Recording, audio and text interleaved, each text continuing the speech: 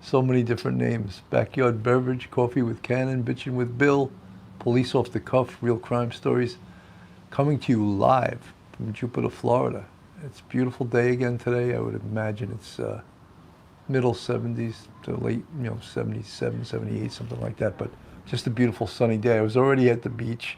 I tell you, going to the beach every day is just sort of like, I don't know, it's like getting a massage, or just for your mind and for your body. It's just an amazing thing. Sergeant George Ishag, hello, buddy. Mama Goots, good morning. Love that name, Mama Goots. Good morning to, well, it's actually early afternoon. You might be in a podcast. Hey. I really have like violated my fanmanship for the New York Jets. They're going on at 1 o'clock, but I chose to be with you guys rather than watch the first half of the Jet game, and that's okay. I'd rather do this. But the Jets are playing the Buffalo Bills, and I'm a big Jet fan, but I also like the Bills. But when it's the Jets and the Bills, of course, I root for the Jets. Look at all you guys in the chat. Richella Pranzo, good to see you, Richella.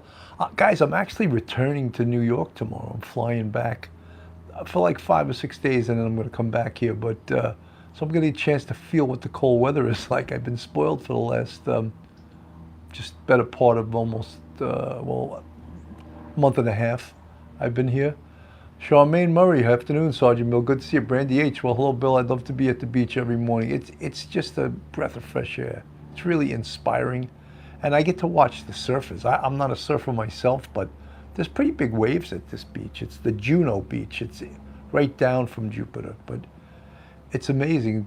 People, like the only place I've seen surfing almost be like a religion was California. San Diego, La Jolla, and I'm sure they have all the surfing meccas in California, but the Pacific Ocean is much colder than around here. I think the water temperature here is like 78 degrees. That's amazing. Lieutenant Pete is in the house. Holly Golightly, hi everyone. Diane McKinn, good to see all you guys, especially on a Sunday, almost 1 o'clock. I know Scott Wagner is in the house. Good afternoon, Bill. It's going to be an awesome game today. Marilyn Manette is a Bills fan. Great, they have a great team. The Jets have an outside chance to beat them. The Jets beat them the first game, but it'd be tough to beat the Bills twice in one season. The Bills definitely have a better team than the Jets, but the Jets are a scrappy team, great defense, and they definitely have a shot. So how many of you guys tuned in last night with my surprise guest, Michael Geary, a professor at Albertus Magnus in New Haven, Connecticut? I actually taught with Mike at another college a while ago, and for a while Mike was the chairman at Albertus Magnus of the Criminal Justice Department, and he's pretty damn articulate. He's knowledgeable. He was a 4-4 precinct cop, which the 4-4 precinct on the NYPD is legendary as one of the busiest precincts in the Bronx. And Mike was in the 4-4 back in the day when it was a rockin' and a rollin'. And Mike not only was a good cop, and then he became a sergeant. He's got a law degree. Mike has a law degree, so he's a brilliant guy. I think he was pretty damn articulate. You guys put a 1 in the chat if you watched last night and if you liked Mike Geary. If you think I should bring him on again as a guest, what do you think? Peter Pranzo, we did Bill last night's show with Mike Geary. It was great. Thank you, Lieutenant Pete. A lot of you guys liked Mike. I'm going to have to tell him, Hello from Southwest Florida, Total Beach. Sean Pellegrino, Vampy, Tennessee. Richella Pranzo, Lieutenant Pete put 3 number 1s in the chat, so he really liked Mike Geary. Yeah, there is a special talent to being a guest. Not everyone is a great guest, but he happened, and I didn't know he would be. I knew he was knowledgeable. I knew he was up on the case, and he turned out to be really an outstanding guest, and I was really pleased with that. 122 people in the chat, 46 with the thumbs up. Guys, I'm two subscribers away from from 38,000. My next goal will be 40,000, but 2 subscribers away. So if you're not subscribed, go on our YouTube, hit that subscribe button, give us a thumbs up, and ring that bell.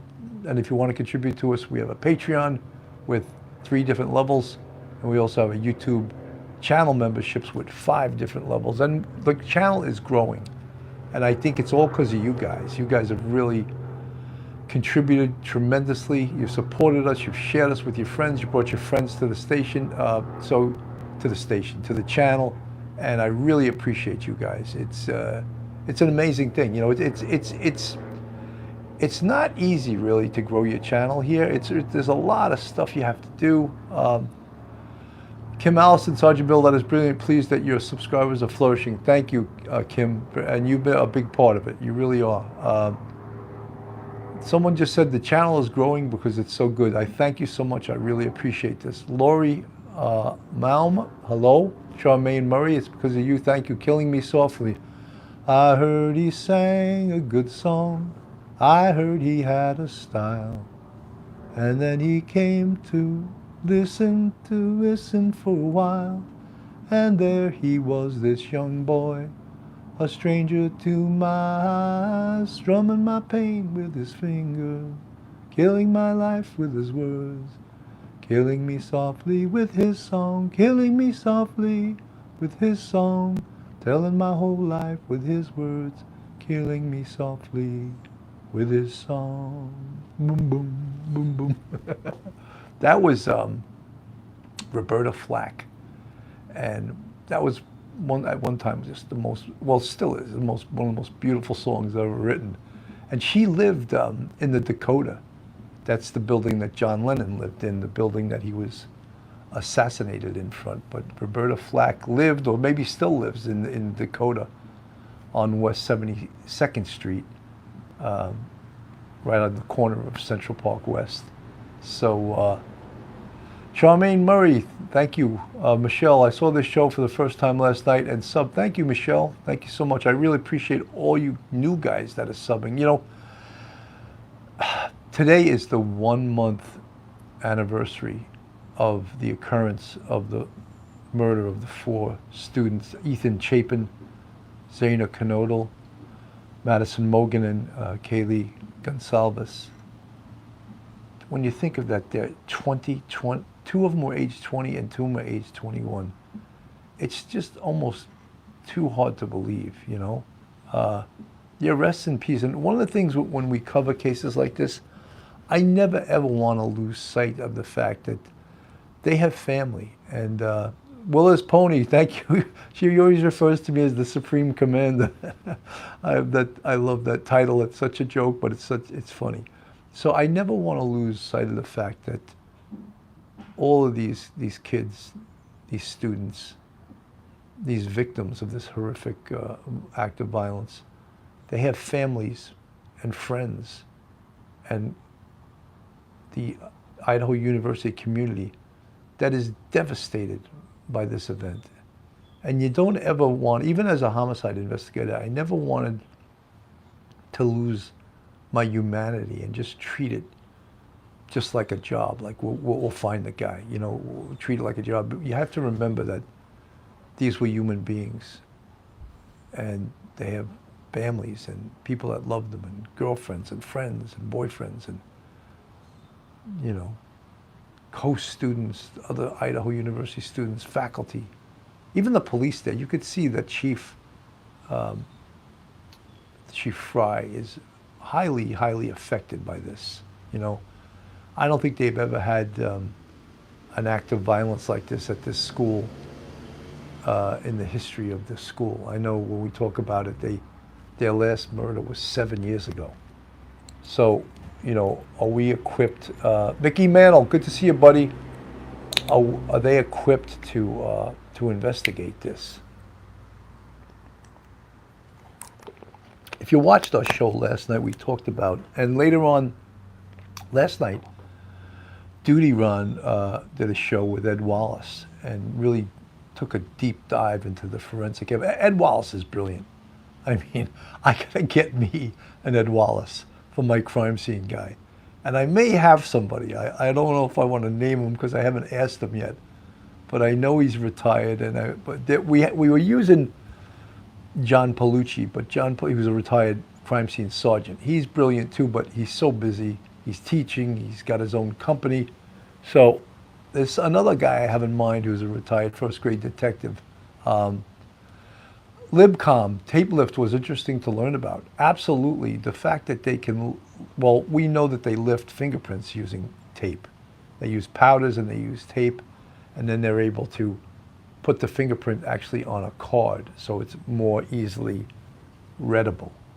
But how about lifting forensic evidence, fibers, hairs, with that tape method, and maybe even blood evidence? I didn't listen to the whole thing, so I don't know.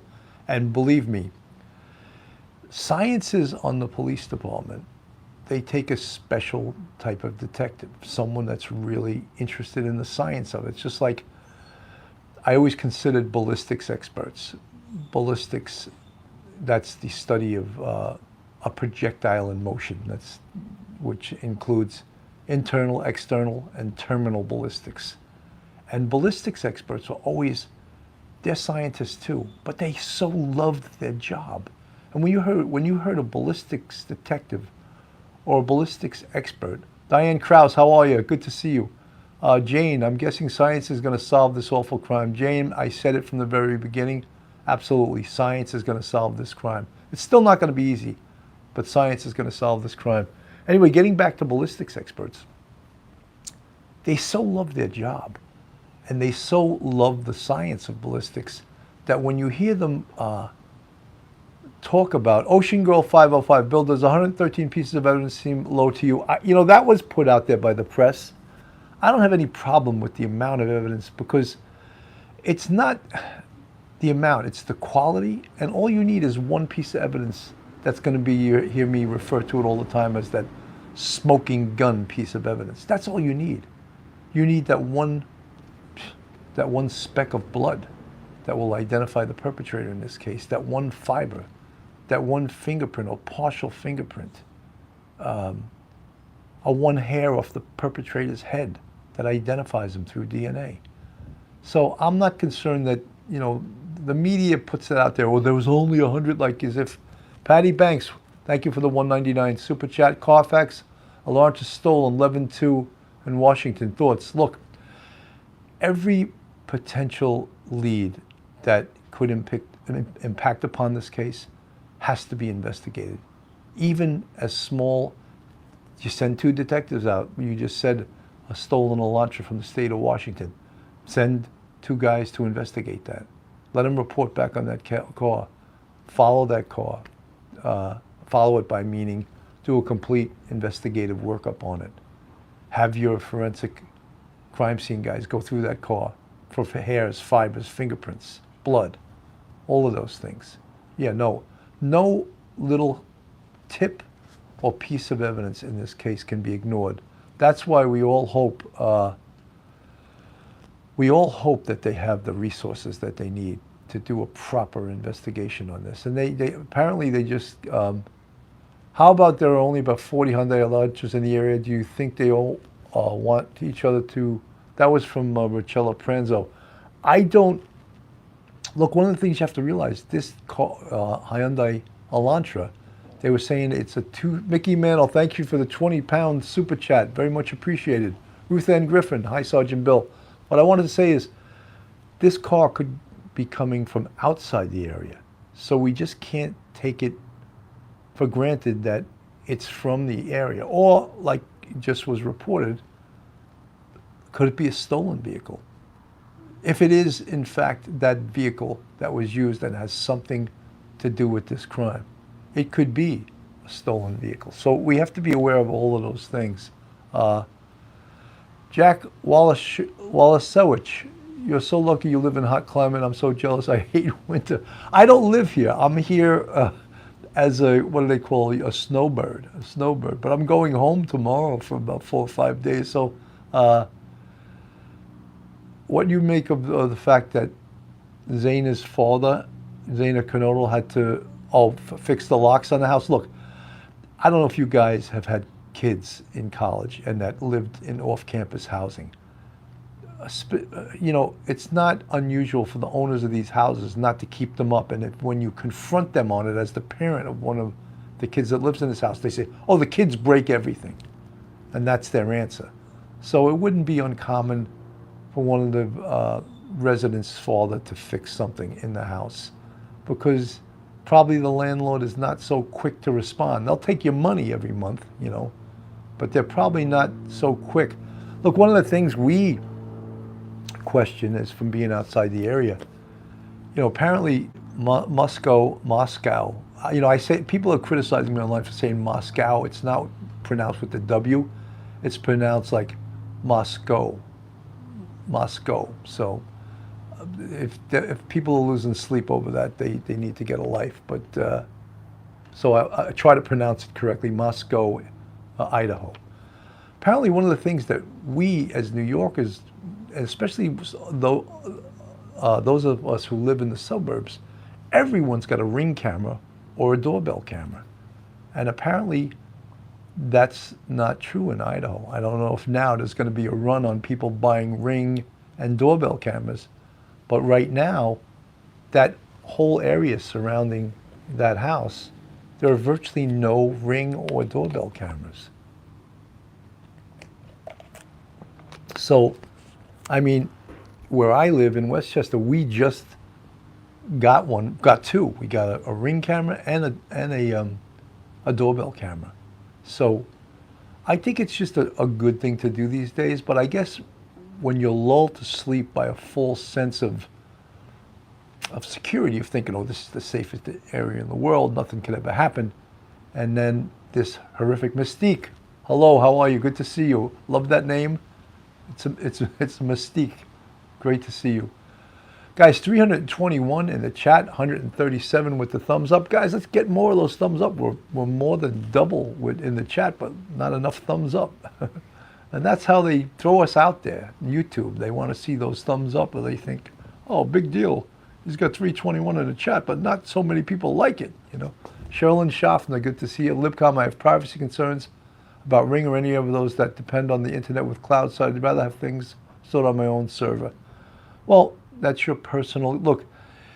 One of the things we became used to in New York is that there are cameras everywhere. So the intrusions that you might say society puts upon us for conveniences, for example, I don't think anyone in this day and age will say, oh, I don't have a cell phone because it's much too intrusive. And you talk about an intrusive piece of convenience. That's your cell phone, right? You want to use Uber? You need a damn cell phone, right? You want to order something from Amazon? You need a cell phone. And how do you pay for that? You put your credit card in there, don't you? So we're trading off privacy for convenience. And I do it like everyone else does, And we can all say that. Or how do you pay a toll? EasyPass. Is EasyPass not tracking you? Are the toll cameras not tracking you? How about in New York? We have license plate readers all over the place, at stationary locations and in RMPs. RMPs, I should question some of you guys. I told you what that means the other day. I want to see if you're paying attention to the lessons. Someone just put there, my cell is for safety. How many of you that have kids would not feel safe if you couldn't contact your kids to find out where they are at a certain hour, right?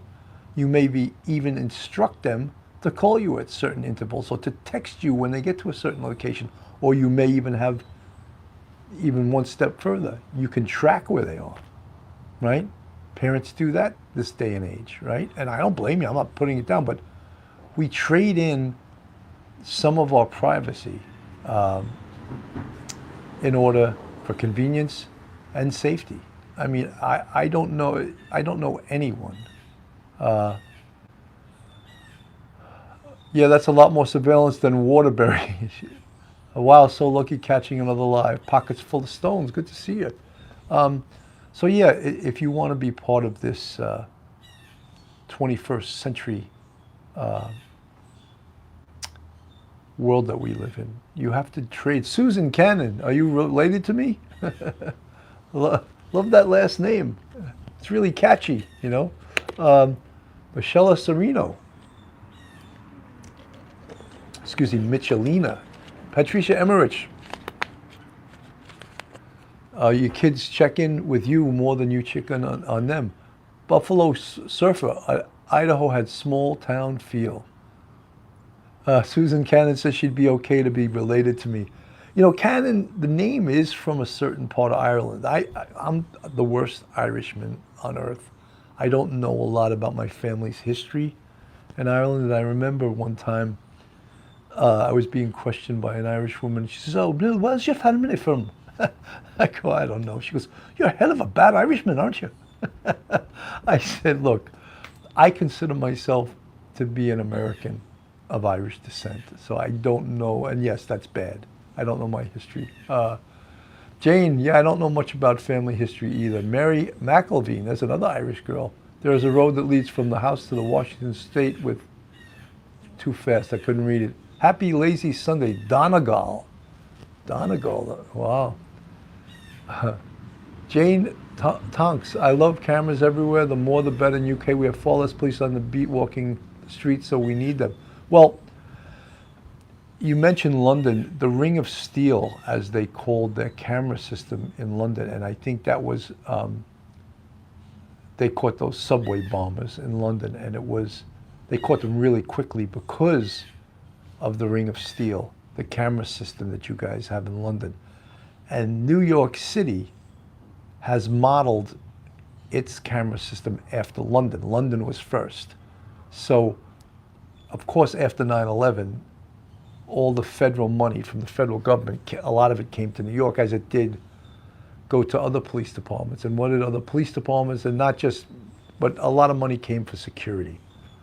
So they beefed up security. In a lot of ways they beefed it up was with cameras all over the place. So it would be rare almost anywhere. Iva Horvat, greetings from Belfast. Wow. Sunday, bloody Sunday. That was an old U2 song, right? In my memory, I will always see the town that I had loved so well, where our school played ball by the gas yard wall, and we laughed through the smoke and the smell.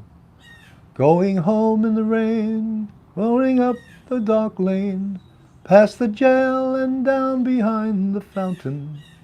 Those were happy days in so many ways, in the town I love so well. Phil Coulter. That's like the Irish national anthem, practically, that song. Everywhere you go in Ireland, every pub, every restaurant, they're singing that song. It's a beautiful song. And that's about the Troubles in Ireland, as they call it, in Northern Ireland and Belfast and in the north. And Irish music is just so good. I love it too. I could play my recorder with you, Bill. Oh, I love that. That's great. You know, my friends, they're both Irish, Fiona and Colum, and both their daughters one played the violin and the other played the recorder. And they were taught from a very young age, and it was so good. And then the last time, they're older now, I guess they're 19, 20, 21, and one of them had stopped playing. I was like, don't you ever stop playing your violin. How could you ever lose that? You work so hard to get as good as you are. Don't stop playing. And I'm hearing that she started playing again, but she put it down for a while. And you know, that's a beautiful thing, a cultural thing too. You know who I always found was super musical too? I'm talking ethnically, Italians. So many Italians were great musicians, you know, whether it be guitar, piano, drums. They were, you know, they were driven toward music. I didn't always find that the same in Irish families, that they pushed you to play music. Maybe more in Ireland. Martha M. Minor, Apparently that was a big question. She had asked, is the house still considered a crime scene? Once they take the tape down and they release the crime scene, then they would give the house back to the owner, and then it's really no longer a crime scene. I know on Duty Ron's show last night, he spoke about it with Ed Wallace, that they were uncomfortable with the fact that they gave all the personal belongings belonging to the deceased back to the parents, and they weren't comfortable with that. So I don't know specifically right now if they released the crime scene, but that is sort of an indication that they intended to release the crime. Kim Alliston, Tipperary, will the owner demolish the home? I would think that the owner of that house will have a very difficult time to rent that house again. I mean, when you look at certain locations that have a history of horrific things happen, Sandy Hook, for example, they knocked that school down, right? Yeah, who would ever want to rent it, So I don't know the answer to that, but I would think that it would be very difficult to get someone to live there, 347 in the chat, 229 with the thumbs up, guys. This is Police Off the Cuff, Real Crime Stories, Coffee with Cannon, Backyard Beverage, Bitchin' with Bill, whatever you want to call it, on this football Sunday. And rather be with you guys than watching football right now, and it's a lot of fun. It's definitely hunted, especially with the killer still out there. It's scary. It's definitely, did you mean to say haunted, Vinny D, the young wolf? No blowers today. No, I guess Sunday the landscapers took the day off, and that was so annoying, wasn't it? You guys, if you weren't listening the other day when I did a show from out here at Coffee with Cannon, the landscapers were using the blowers and every damn machine possible. It was like, well, what can I do? I can't control what they do. I can just move my location, but I need to be close to good Wi-Fi, and that's why out here is just perfect. Summer Wednesday, the house is up for sale, I think. Again, who's going to buy the house? Why would you buy that house? You think anyone's going to rent it? I don't know. Very scary. It's Aunt BB2. It's either the blower or the rooster. They're referring to the chickens and the rooster that are near my house. The neighbor has chickens and roosters. So cock-a-doodle-doo. And then when they say when the chickens make a lot of noise, it means that they're getting ready to. We've got a bird wants to chime in. When the chickens make a lot of noise, it's an indication that they're gonna they want to lay eggs. And me not being a farm boy, I didn't know that, So Amy Haley does oh my God, it's moving, so they should tear the house down and rebuild. I'm sure the owner would be willing to tear it down, but if he has to pay for it, I don't think he's going to be, that's a 6-bedroom house. And I don't know the price of real estate in Idaho. I'm sure it's not as expensive as it is here up in the Northeast, but I mean, I would think that's at least a $350,000 house. I would think. I don't know. Rich Buddy, Patricia Emmerich, if Dad really wants to investigate himself, he needed. Someone mentioned that to me.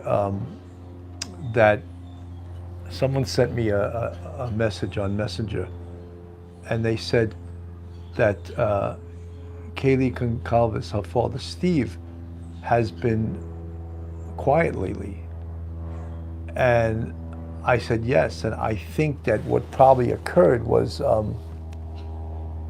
they probably brought him in and explained to him where the investigation was going and why it is necessary not to release everything.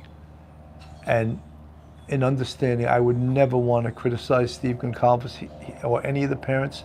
They're suffering like you cannot even believe. However, if the police, the Moscow police and the FBI and the Idaho State Police explain to them, look, we can't divulge this information because it really does compromise the investigation. Someone said that the homes in that area go for like $500,000. Very, very possible. I don't know. Maybe I was lowballing it. Seems everywhere you go, homes are $500,000, $500,000 doesn't get what it used to get you back in the day. Hello, Sergeant Bill, Irish Hewlett. Good to see you. The Idaho 5 case is complex, and I'm praying law enforcement is using. I didn't finish the whole thing. Why should the homeowner take a loss? Well, he doesn't have to. That's, like you're going to say to an insurance company, oh, I want you to give me $500,000 because there was a quadruple murder in this house and no one wants to live here and I can't sell it. I can't rent, so whatever happens to that house, he's going to eat it, Shame on that FBI agent that accused the dad. I heard about it, and I've seen that the guy says he's also a Navy SEAL. I forget his name. He's a talking head FBI agent, and he implied that the father, Steve Gonsalves, could be involved in this murder. I find that horrific also. Patricia Emmerich, Steve should be quiet because when he talks, it doesn't make, something, he's upset. He's in trauma. He lost his little girl, So we have to understand where he's coming from and sort of give him a pass for how he's behaved. Amy Hale, Barbara Bazin, so it's, that FBI agent, hey, Bill, do you think the perp could, well, guys, someone just asked, do I think that the perp could be involved in other open cases that were never solved? She pointed out some case from 10 years ago, I don't know which one she's referring to, that also remains unsolved. Investigators have to look at every single possibility, and that's why this takes so much time, and this takes, the expression thinking outside the box. It really does. Nothing takes more thinking outside the box than investigation and going where the leads take you. One of the things that we spoke about last night, myself and Professor Geary, was the fact that this case becomes more difficult because there's so much extraneous noise. And what do I mean by that? By that I mean the internet. How many content? Did you guys hear about the internet content creator? I don't know him by name. He put up a false recording of a scream and said it was recorded by somebody. That guy should lose his channel. That's horrendous. Horrendous. And apparently that person has done this before. I don't understand. Vinny D, the young wolf, that guy is terrible. That's horrendous that someone does that. We've spoken out, myself and Duty Ron, against people doing unethical things on YouTube, and there's lots of them. There's lots of them. People that just suggest things that have no basis in fact, just to create drama. There's so many people that do that, Hey, Bill, I heard that guy needs to be off YouTube. I agree. That's horrific. That is a lose your channel thing if you do something like that. Should lose his channel.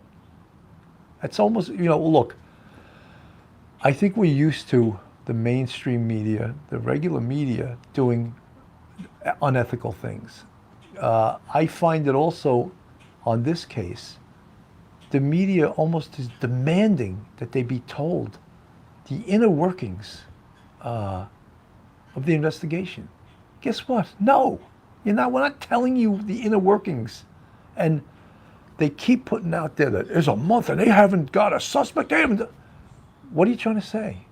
What are you trying to say? You don't know where they're going with this investigation, You don't know what they have. You don't know if they have a direction. You don't know if they have, and I'm going to use the term I use, suspect. I hate that term, person of interest. It's just that was invented by the media, and I don't use it. I'm a cop, So do they have a suspect? We don't know. What is the evidence telling them right now? Are we all privy to the tests on the evidence coming back? I don't think so. Who was the guy? Any hints? I'm sure you could find out. It's also like the it was first put out there that the white Hyundai came from the police from Moscow when they stopped those 3 kids for drinking. That happens to be not true. That's not where they got the white Hyundai. So they have other information, and one of the things that they let on, Antonio Bov, I watched him twice. He rubbed me the wrong way and never watch him again. I'm very picky about who I follow. Well, that's good. You should be. You know, look,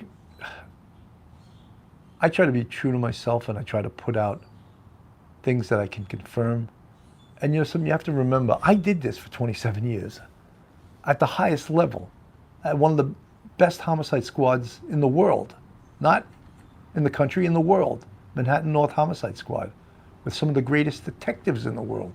So I'm not making this shit up. You know what I mean? I did this work. You know, so I know what should be done and what can't be done. You know, you guys, they talk about CSI effect. And CSI effect is the phenomena that all of you guys believe certain things can be done that can't be done because television shows you they can be done. But guess what? Television is not telling the truth. And that comes from watching all of these.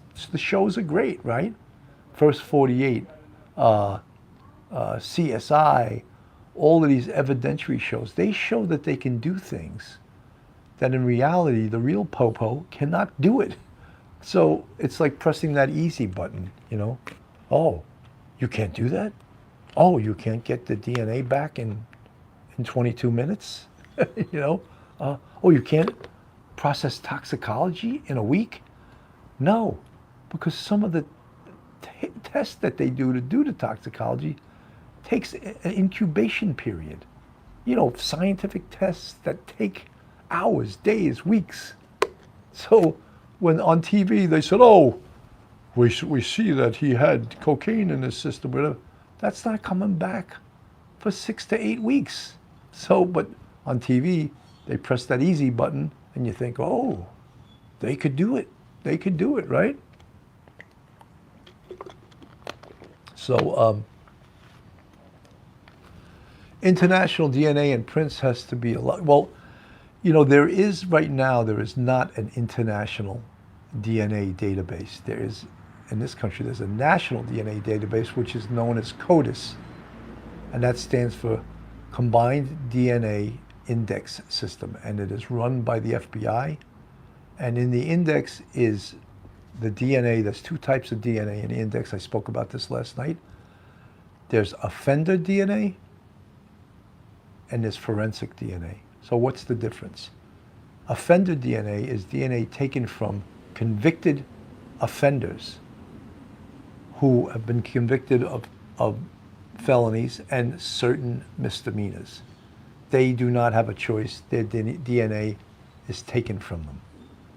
Forensic DNA is DNA from crime scenes that has yet to be identified. So if they have DNA from this crime scene that's not identified, that will go in CODIS. But however, because we do not know, Brad R, 2 types, yours and mine. Thanks, Bill. Look, I don't know what system Europe has. I don't know what system Asia has for their DNA. I'm sure they have a system, but it's not integrated. Just think of the politics behind that. It's not integrated with the DNA from this country. As I said, the national DNA database in this country is CODIS, and the FBI are the people that maintain the CODIS database, all right? So that's, you know, that's what we were all counting on with this. And when we talk about this case, we always say, what's going to solve this case is science. And we're all waiting for it, right? We're all waiting for the tests on this evidence. We're all waiting for that smoking gun piece of evidence, right? And that's why we always talk about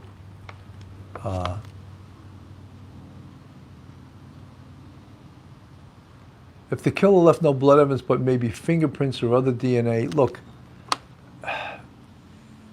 we would, most of us that follow this case, most of us that have investigated murder cases, we would be very, very surprised if in this quadruple murder with a knife, with a K-bar knife, that this perpetrator didn't cut himself.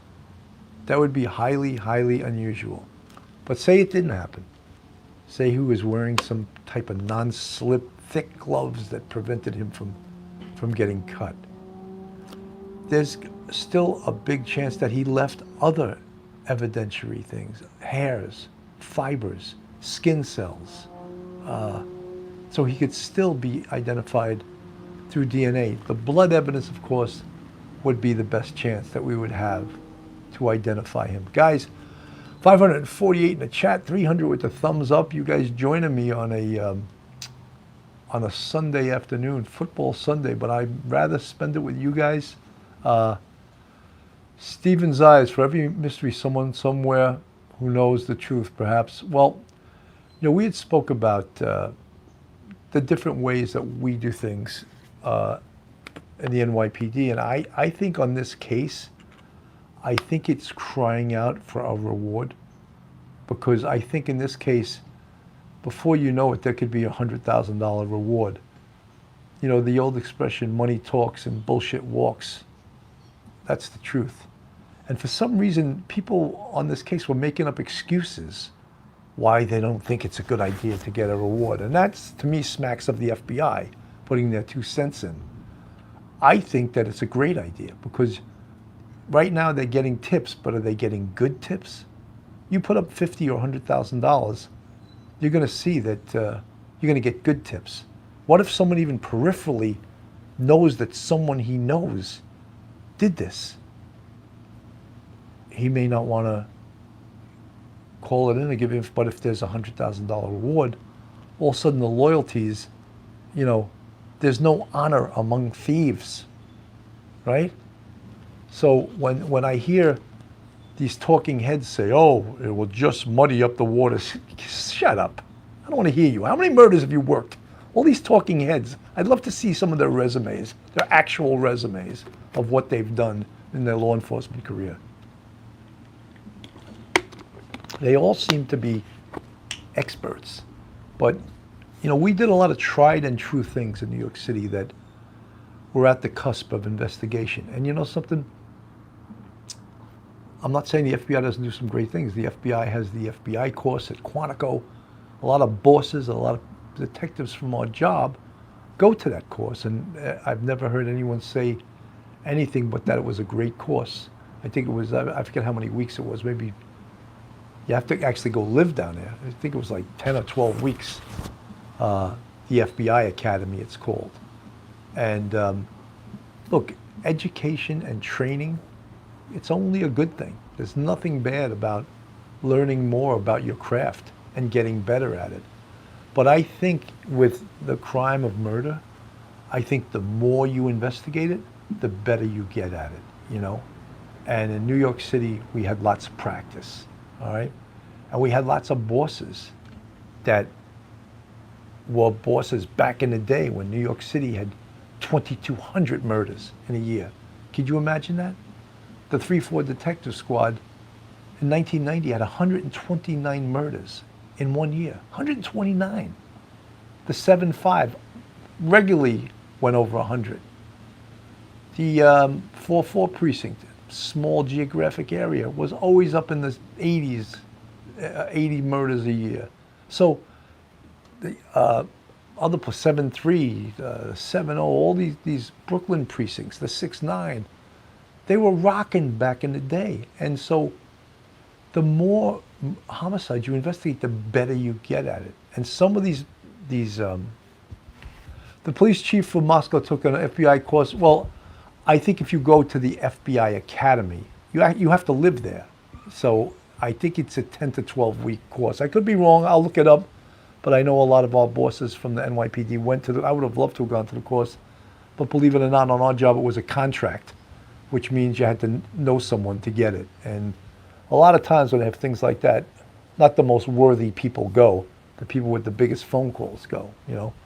Francesca, 7-5, right? The 7-5 used to have on their wall in their interview room, if you know someone who's killed someone, let us know so you can go. In other words, tell us about it and we'll see if we can trade off your arrest and let you go, because Ava Hawkshaw, they have different courses and classes. Yeah, I'm referring to the FBI National Academy. That's a 10 to 12 week course, I'm almost positive. And it's for all like police executives, they love to have that on their resume. Graduate of X year FBI Academy, you know.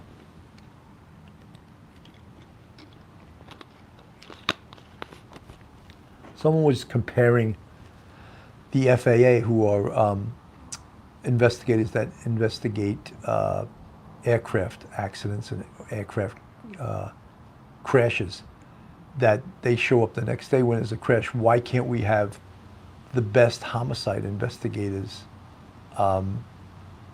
in the country and in the world show up the most difficult?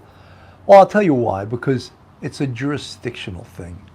Do you think the Moscow police would like to have the NYPD or the Chicago PD or Miami or LAPD show up at their doorstep and then start telling them how to do it? I mean, it'd be a jurisdictional thing.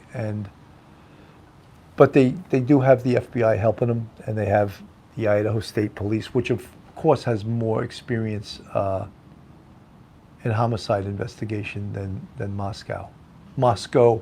I don't want to get criticized again by that person in the chat that says, it's Moscow, not Moscow. Okay, have another cup of coffee. Take it easy. I say a lot of words poorly because I have my New York / Long Island accent, you know, so, but Moscow. Is that right? Who's ever complaining about the way I say it? Moscow? Okay. I think I said it right. Not Moscow, not like Russia. Don't say it like Russia. How long will the Idaho police have the FBI? I think probably for the duration till it's solved. I really do. Will the FBI pull back at some point and take some of their personnel away? I can't really answer that. I think that this is such a huge case. It's such a, it's so important that this be solved, that whatever resources the Moscow police needs, they should get, you know. And again, I'll put my 2 cents in. There needs to be a reward for this case. There really does. And you know, we spoke about that, and we also spoke about handing out flyers, you know, and we would do that a lot on the NYPD, and the flyer would have the pictures of the victims on it, and it would say on the flyer, help us help you. And it would have identify the case, and it would of course have the phone number to the tips line or to the catching detective and ask for the public's help. I don't see anything wrong with that. And what they said was, oh, they're getting so many tips now, but probably 90%, 95% of the tips they're getting now are crap. They're absolute horseshit. So why not, A, there be a reward, and B, go out there and hand flyers, and maybe serious people that maybe really do know something would call in. Twin Taxi, the property is hollowed ground. I don't see any students wanting to rent or live there. Yeah, I mean, Catherine Z, FBI found some remote cell of kids being trained jihads, but flyers, you maybe, if it was 1980, we have the internet. Still, I don't want to hear about that, because the internet gets a lot of crazies. Go out in the street, go to malls, go to where there's a lot of traffic, hand them to people in their cars, because then you're going to be sure that you're getting people that live in that community. I'm sorry that's medieval to you, but it works. It absolutely 100% works. Physical flyers, yeah, and also having the up-close personal nature of a detective handing that flyer to you. It lets people know that this is still on the front burner.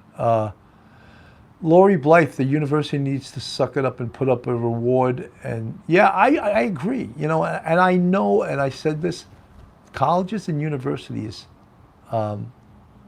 they want to put crime on the back burner. They don't even want to talk about it because, and I know you guys don't believe this because 4 kids were murdered, but They don't want this anywhere in their news or in their...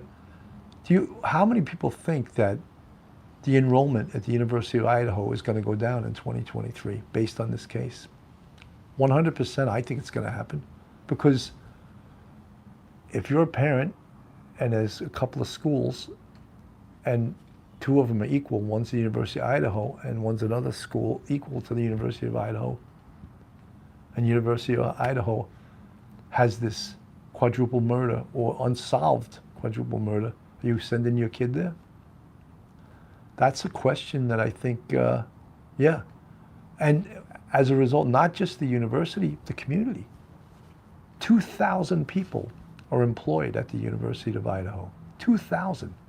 So you think this hurts the community? You bet. You bet it does, you know. 619 people in the chat, 368 with the thumbs up. I'm at 50 minutes, 50. I usually quit at this point, but I'll stay on a little bit longer, guys. Anyone have any questions in the chat that they want answered? Sergeant Bill, do you think that the perp watches YouTube videos on this crime? Yes, I do. I think this perpetrator is devouring everything about this case. The news, he's watching. He's watching what we're saying, and I absolutely believe that. Entropy, no questions. Jane, yes, wouldn't surprise me. Could those guys? This police off the cuff, real crime stories, backyard beverage, bitching with Bill, coffee with Cannon. If you're not subscribed, go on our YouTube, hit that subscribe button, give us a thumbs up, ring that bell, ring my bell, ring my bell, right? And we're going to continue, obviously, to cover this case. I know that when you watch the broadcast media, no matter what station they're covered by, they are really, really, really, really getting frustrated about the lack of information that they're getting. And you can hear it in their broadcasts. You can hear it in their voice. You can see it in their voices. So how do they find suspect blood drops in a pool of victim blood? You know, I specifically don't know, but I know there is a technique to separate the blood, and the people that do the DNA test and work on the forensic blood evidence, they know how to do it. I'm not the person to explain that. Last night, Ed Wallace was on duty runs. He would have been the guy to explain that. And I'm going to ask him, because you asked me. I'm going to ask him, how did they do that? Shadow Dance, yes, Bill, did he put out the recording? Shadow Dance, I'm not sure what you're referring to. I feel sorry for the year-round residents. I have family that lives there. Yeah, look, New York City, back in the 70s, had the Son of Sam killer, who was going to Lover's Lanes with a .44 caliber pistol and shooting people. And that shut the city down. People stopped going out. Clubs were hurting. People were getting escorted everywhere. It was thought that he was looking for victims who had long brown hair. And it was a horrific crime. So you can understand how, look at we talk about the Beltway sniper in Washington, D.C. vicinity. The Beltway. I think he shot 17 people. And that really totally...